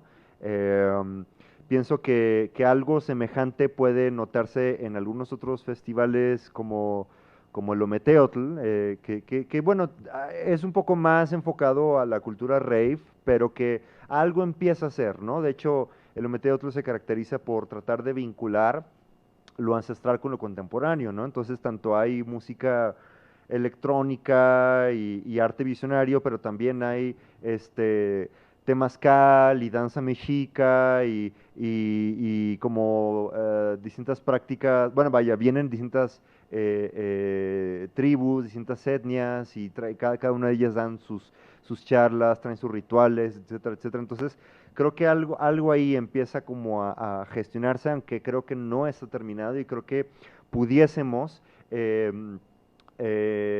más conscientemente ir enfocando los esfuerzos colectivos y comunitarios a crear cada vez más rituales que permitan religarnos nuevamente como comunidad en torno a una nueva visión de lo sagrado. Gracias, Mario. Diana, ¿tienes una pregunta? Un comentario. No, pues estaba pensando justamente, ¿no? En como los diferentes temas que se han abordado en este lapso de tiempo entre nosotros de esta mesa.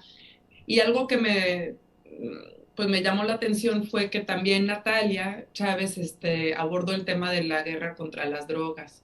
Y creo que para mí otro de los temas que no hemos podido abordar, yo creo que con la seriedad que se merece dentro de estas charlas sobre la psicodelia y las plantas sagradas, es justamente cómo leer la historia de la guerra contra las drogas, la historia de la coca, y, y cómo eso nos puede ayudar a comprender el panorama actual para otras plantas que están siendo medicalizadas y que están siendo insertadas dentro de varias economías, ¿no? Eh, Algunas que sí tienen como un enfoque mucho más claro hacia la salud y el bienestar, pero otras que ciertamente se insertan dentro de esos espacios eh, que crean desigualdad, que crean este tipo de conflictos sociales, de apropiaciones problemáticas. Entonces, pues siento que como tarea nos hace falta comprender mucho mejor desde América Latina, pues si hemos sido afectados tan fuertemente por la guerra contra las drogas y ese proceso que cambió el significado de estas plantas, ¿no? Y me encantó por eso lo que nos compartió Natalia, ¿no? Desde las minas hasta el narco, cómo podemos prevenir esta próxima fase de extractivismo, ¿no? Y de medicalización y de inserción de estas plantas dentro de estos mercados globales, ¿no? Y creo que es muy importante porque es un tema de vida y de muerte para las comunidades campesinas. Más que filosófico, más que académico, pues. Muchas gracias. Muchas gracias, Diana. Natalia, ¿tienes algún comentario antes? Sí, como que justamente estaba pensando en un sentido similar al que propone o al que nos llama Diana, porque sí siento que es un tema que debemos tomarlo con cautela, con precaución. Justamente porque Mario hacía una pregunta que era como, ¿cómo nos relacionamos con lo sagrado? Dice él al final, y yo siento que a través de las ponencias está pues que a través del consumo, a través de una forma de consumo muy poco reflexivo, muy desigual, ¿no? Donde la diferencia se vuelve desigualdad, donde el turismo llega a transformar radicalmente los espacios. O sea, por ejemplo, ir al Amazonas, hay que saber con quién ir al Amazonas, porque si llegas a través de un plan turístico, entonces vas a llegar a una representación de un ritual, de un indígena que ha transformado su ritualidad para representar y cumplir con una expectativa comercial de una agencia, y que termina siendo pues como toda una lógica de industria cultural que está transformando las comunidades y los territorios.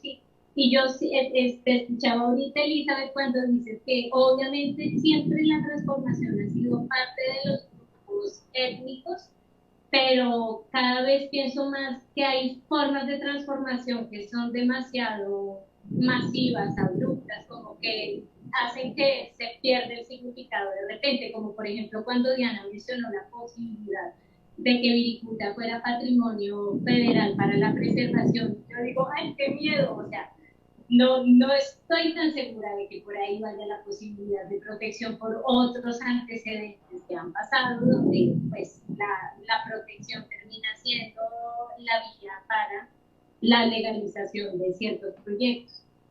Entonces, pienso que sí debemos seguir atendiendo con preguntas y desde las poblaciones, o sea, desde las experiencias históricas y desde la posibilidad de diálogo entre los diferentes territorios, creo que va a haber mucho que podamos aprender, sí, no solo desde la academia, sino pues desde los procesos en los cuales estamos cada uno de nosotros, o por lo menos desde los procesos entre los que se vinculan las personas en las comunidades con las que nosotros nos relacionamos y de las que nosotros aprendemos.